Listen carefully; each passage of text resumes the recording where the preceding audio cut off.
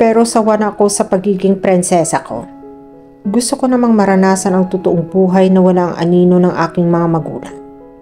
I want them to realize I'm not a kid anymore and that I can take care of myself. Na hindi na ako iiyak kapag nadapa ako at nasugatan. But they just wouldn't listen me. Your mother did, sabi ni Maverick. Ginuhit niya sa kalangitan ang mukha ng kanyang ina sa pamamagitan ng mga nagkalat na tala roon. Yes, I know she did. At muntik na siyang mahuli. Still, mabuti na kahit paano ay na-realize niyang hindi na ako bata kaysa totally hindi. Diba? I agree. Nilingon ito ang ginagawa niya. Ang ganda ng mga kamay mo. A pianist hands. Bobo ako pagdating sa music. But I'm an artist. Really? Kaya pa nang minsan makita kitang nanggaling sa private room mo, ay may mga smudges ng pintura ang mga kamay mo. Hindi na siya sumagot. Iyon kasi ang araw pagkatapos niyang pahirapan ito magdamag. Dahil sa ipinagpilitan niyang panoorin ang porn video, dapat ba siyang mag-apologize dito? Pero nakakailang naman kasi kung pag-uusapan nila iyon. Ngayon pa na okay na ulit ang pakikitungo nila sa isa't isa. Ayaw niyang masira pa ang magandang gabi na ito. With the kind of life you had, wika nito, you must have everything. I guess. Then can I add something? Kasing kinang na mabituin ng langit ang mga maliliit na bato ng kwinta sa itaas nito sa ibabaw niya.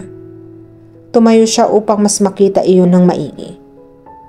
Para sa akin ito? Oo. He sat up as well. Then he put the necklace on her neck. Dahil magkaharap na sila nito, kinakailangan niyang iyakap nito ang mga braso nito sa kanya upang maikabit ang kwintas. She almost sucked in her breath.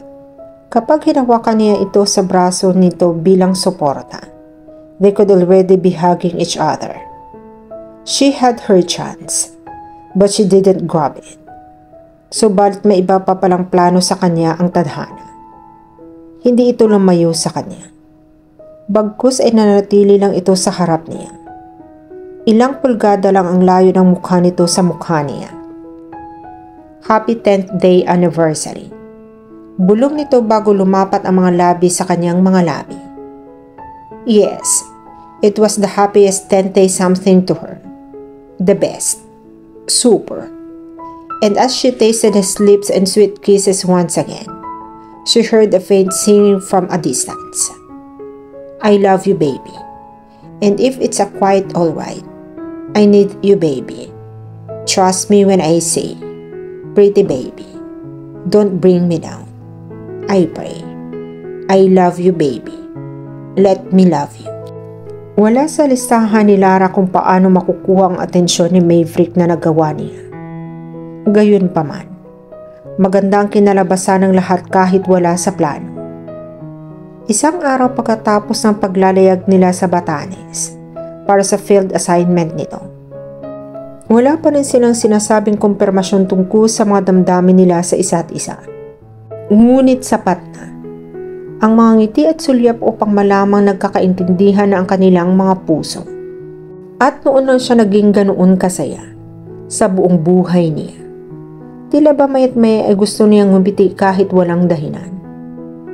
Sinundan niya ng tingin si Maverick nang maupo ito sa tabi niya. Isang malaking bowl ng popcorn ang namagitan sa kanila habang nanonood sila ng telebisyon sa sala. For a while, ganoon lang sila. Nagpapakiramdaman at paminsan-minsan ay nagpasulyap-sulyap sa isa't isa. Kung ibang tao lang ang nakakakita sa kanila ng mga sandaling iyon, baka binato na sila ng tsanela sa sobrang kakornehan. Dinampot ni Maverick ang remote control at nag-switch ng channel. Ibalik mo, reklamo niya. Nauna ako rito sa iyo. Ako naman ang may-ari ng TV. Binato niya ito ng popcorn. Gumanti ito. Gumanti rin siya sa kadinamba ang remote control upang maagaw rito. Ngunit mas mabilis na inailayo nito iyon sa kanya. Sa katawan nito siya bumagsak. Kasabay ng pagbagsak din ng katawan nito sa carpeted floor. Aw, ang likod ko. Nako, sorry. Ay, kabayo. Hinila kasi siya nito sa dibdib nito. She was on top of him, with only her arms acting as barrier, which wasn't really. Nanatili siya sa ibabaw nito, dahil mas may akses siyang makita ang gusto ang gwapong mukha nito.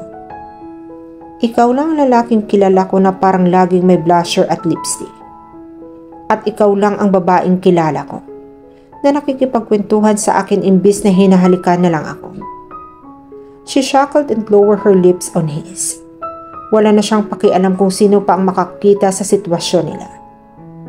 Legally, mag-asawa sila. Kaya walang sino man ang pwedeng kumesyon sa mga ginagawa nila. Nagpalit sila ng posisyon. Siya na ngayon ang nasa ilalim nito. Kaya lalo pang lumalim ang halik nito na tinugo naman niya. Nang marinig niyang tumikhim ng malakas, sabay na nilingon nila ang pinanggagalingan ng istorbo ng kasiyahan niya. Nakatayo sa di kalayuan sa pinto si Attorney Lorenzo. Umikot pa sa kabuuan ng bahay ang mga mata nito upang bigyan marahil sila ng privacy habang hindi pa nila napapansin ang presensya nito. Nang tila masiguro nito pang PG na uli ang eksena nila, ay lumapit na ito sa kanila. Sorry to disturb you. Tinulungan siyang makatayo ni Mayfrey. Pinagtatanggal naman niya ang mga popcorn na dumikit sa damit nito. Napadalaw kayo, attorney. Yes. Tumikhim pa ito. I just want to clear out something. May inilabas itong mga papeles mula sa attache case nito at ibinigay ang mga iyon kay Mayfrey. Those are all papers regarding your marriage. And I'm sorry to say na hindi iyan na i-file ng Judge Geronimo bago siya inatake sa puso at na-confine sa hospital. What? Kung ganoon, you're not legally married yet. Ang mga papeles na iyan ay for formalities. And as far as I'm concerned, with what I've seen a while ago, you are still married. Kaya wag na kayong mag-alala tungkol sa cancellation ng last will and testament sa iyo ng mga lola mo, Lara. All you need to do is to file those papers sa Office of the Civil Registry. Yun lang? Yun lang. And I suggest you do it immediately. Para hindi maapektuhan ang mga transactions na nakapasok na sa inyo as husband and wife. Pwede ako na lang din sana ang gumawa niyon. Kailang masyado pa rin akong maraming inaasikaso. Kaya, no, it's okay, attorney. Kami na ang bahala rino. Marami ka nang nagawa para sa akin. It has always been a pleasure working for your family, Iha. O siya, mauna na ako sa inyo. May flight pa kasi ako for Davao. I'll see you lovebirds later. Well, sambit ni Maverick pag-alis ng abogado. This is a surprise. Oo nga. So do you still want to continue with this? Tanong nito. Gumuhit ang pagtataka sa mukha nito. Ano bang klaseng tanong iyan, Lara? Of course, I want this to continue. Kahit abutin pa ng 10 taon, ang pagmomonitor ni Attorney Lorenzo sa relasyon natin. Okay lang. Kung iyon lang ang tanging paraan para makuha mo ang kalayaang matagal mo nang inaasahan. Paano kapag inabot iyon ng 30 years? Walang problema sa akin. I'll be a faithful husband until then. Sa sobrang tuwa ay niyakap niya ito. Thank you, Mayfrey. Mahigpit din na naging yakap nito sa kanya. As if silently telling it wasn't going to let her go either. Magbihis ka na. Tayong dalawa ang mag-file nito sa City Hall. Hindi ba pwedeng ikaw na lang? He was just too happy to move. Tinatamad na ako. Magbihis ka na o ako mismo ang magbibihis sa iyo. She gave him a seductive smile. Why not coconut? He playfully poked the papers to her head and pushed her towards her room. Ibang mukha na ni Lara ang napagmasdan niya sa salamin pagkatapos niya magbihis. Her face was glowing and her almond-shaped eyes had never been that lively before. Hindi na rin niya mapigilan ang kanyang pagngiti. Isang buntong hininga ang pinakawala niya bago lumabas ng silid.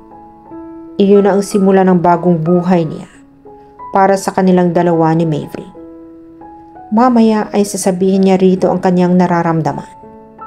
Hindi na siya natatakot na masaktan dahil maluwag na natinanggap sa sarili na kung sino man ang lalaking mamahalin niya, siya na rin ang taong bibigyan niya ng karapatang saktan siya.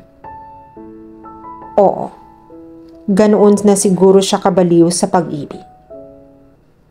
Maverick, nasaan ka na? Nawalan siya ng tinig na makita sa sala si Reggie. Aba, nakabalik na pala ito sa honeymoon nito. At mukhang masinsin ang napag-usapan ng mga ito, kaya hindi na lang muna siya nag-ingay. Tamang-tama, paborito niyang pinsan ang magiging kauna-unahang makakaalam ng tungkol sa kanila ni Maverick. Subalit napahinto siya sa paglapit nang marinig ang usapan ng mga ito, lalo na ang mga sinasabi ni Reggie. Alam kong may nararamdaman ka kay Eliza. Alam ko rin na nasaktan ka sa nangyari, pero wala na akong magagawa. Mahal na mahal ko si Eliza at hindi ko siya maibibigay sa iyo. Pero sana, huwag mo naman gamitin ang pinsan ko para lang makaganti ka para sa akin. Ako na lang. Sa akin ka na lang magaling. You've done nothing wrong, Reggie. Kaya bakit ako magagalit sa iyo? Pero si Lara, kung ano man ang namamagitan sa amin ni Lara ngayon, sa amin na lang iyon. Wala na itong kinalaman sa iyo o sa nakaraan. Kinalimutan ko na iyon. Masaya na si Eliza sa iyo. At ikaw ang minahal niya. If that's the case, masaya na rin ako para sa inyo. Totoo iyan. Tumango ito. Mahal mo ba siya? Si Eliza? Oo naman. Si Lara? Natigilan siya. Daig pa niya isang death convict na naghihintay na lang para bitayin. Gusto niyang lumaya sa eksenang iyon. Pero gusto rin niyang manatili sa parehong paraan na marinig ang isasagot nito. Would his answer be the same as her answer to that question? Matagal bago ito nagbigay ng reaksyon. And then she heard him shaken.